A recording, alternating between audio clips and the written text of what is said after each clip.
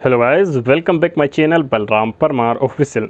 अगर आप पे नियर बाय के रिटेलर हैं और आपसे भी जो APS के थ्रू विड्रॉल करते हो उससे किसी भी कस्टमर का ट्रांजैक्शन फेल हुआ होगा, यानी कि आपका ट्रांजैक्शन फेल हुआ बट कस्टमर के अकाउंट से पेमेंट कट गया है, तो आप क्या करते हो कि इसकी कंप्लेन आप या तो अपने डिस्ट्रीब्यूटर को करते हो या फिर अपने RM को करते हो, यानी कि जो फेल ट्रांजैक्शन का स्क्रीनशॉट आप उनको प्रोवाइड कराते हो और फिर वो कंप्लेन करते हैं।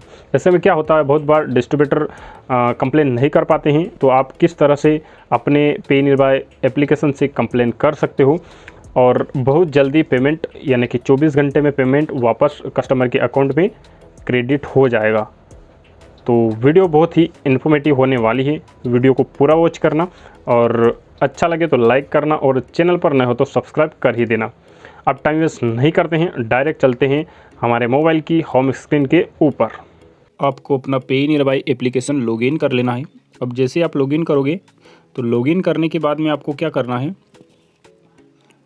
कि सबसे पहले जो भी ट्रांजैक्शन फेल है उसको अपने को लेना है। जैसे कि बाई चांस मान लो कि मेरी रिपोर्ट में अपन गए, यहाँ जाने के बाद में आधार ATM ट्रांजैक्शन पर आपको जाना है।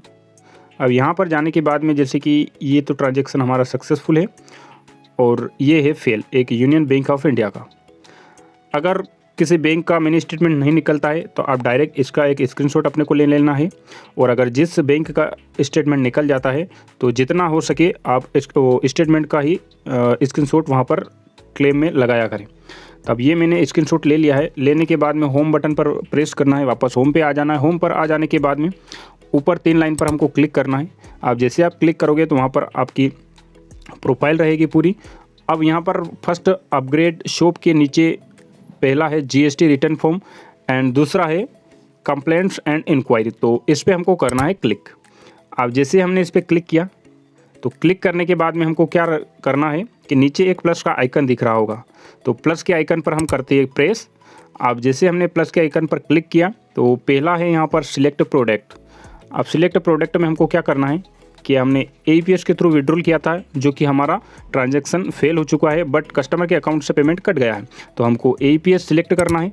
अब ये सिलेक्ट करने के बाद में एरर क्या था, जैसे कि जियो फेसिंग इश्यू का हुआ, सर्वर डाउन का हुआ, विड्रॉल का हुआ, तो APS के थ्रू हम क्या कर रहे थे, अगर विड्रॉल कर रहे थे तो विड्रॉल पर क्लिक करना है। अब जैसे जैसे कि हमने विड्रॉल किया तो विथड्रॉल करने के बाद में जो एरर आया होगा वो एरर क्या था, ठीक है।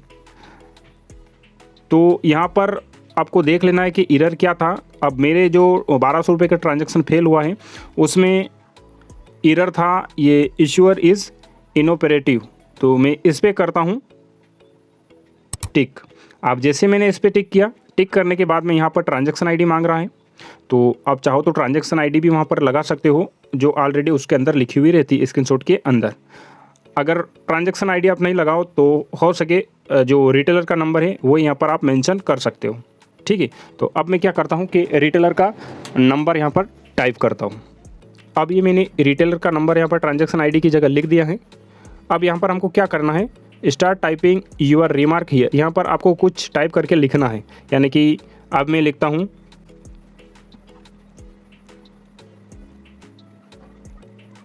यहाँ पर मैंने लिख दिया है कि कस्टमर से अकाउंट से पेमेंट कट गया है और ट्रांजैक्शन फेल हो चुका है।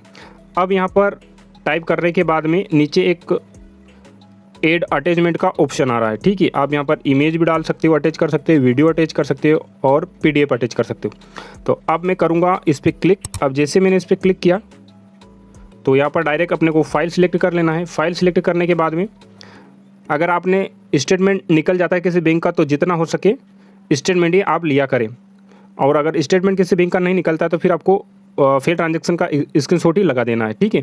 तो अब मैं क्या करता हूँ कि दोनों को सिलेक्ट करता हूँ, मैं स्टेटमेंट का जो एंट्री आती है उस पर सिलेक्ट करता हूँ, उसमें दिख रहा है ऑलरेडी डेट और सब दिख रहा है, तो उस पर मैंने क्लिक किया। क्लिक करने के बाद में सिलेक्ट करता हूँ। अब मैंने सिलेक्ट किया। अब नीचे एक बटन है सबमिट कंप्लेंट का, तो सबमिट कंप्लेंट पर करता हूँ क्लिक।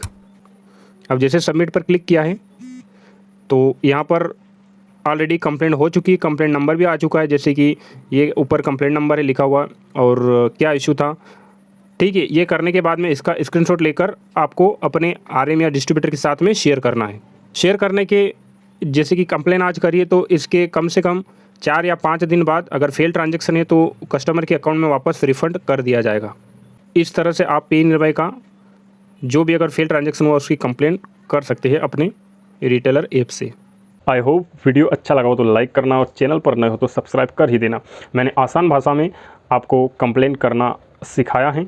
और अगर अभी तक आपको पे नियरबाई से पैन कार्ड बनाना नहीं आता है तो अभी जो स्क्रीन पर वीडियो चल रही है उसको पूरा वॉच करके आप पैन कार्ड आसानी से बनाना सीख सकते हैं। अब मिलते हैं नेक्स्ट वीडियो में, तब तक के लिए जय हिंद जय भारत।